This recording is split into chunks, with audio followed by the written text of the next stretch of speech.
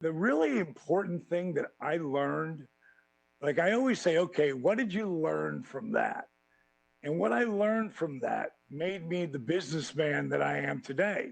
Like I had something they really wanted. I was seen as the face of WCW. Of course, Sting was the franchise, Goldberg was the phenom, but I was the guy who came from nothing Right. and built myself up to be one of the best in the freaking world at what we do. And I never went to NWO. I never had any moment where I wasn't WCW. And that was very valuable. And I undervalued that to myself, mainly because when I left there, WCW, like everybody, well, they still were paying us, and they would have paid me for a year and a half.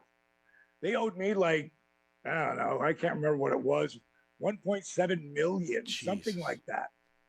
And I Mm. left. Maybe it was 1.6 million, whatever the hell it was. All I can tell you is I left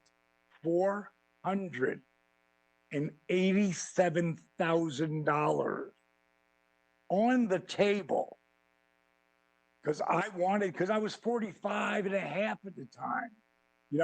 How much longer could I go at that run? My body was beat up.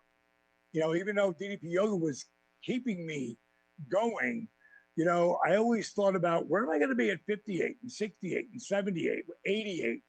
I always thought about that shit.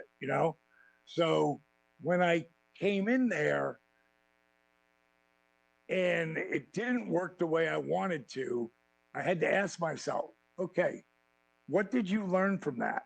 And what I learned from that was that when you really value yourself and your product, your brand has value at a different level, you can't be afraid to walk away from the table.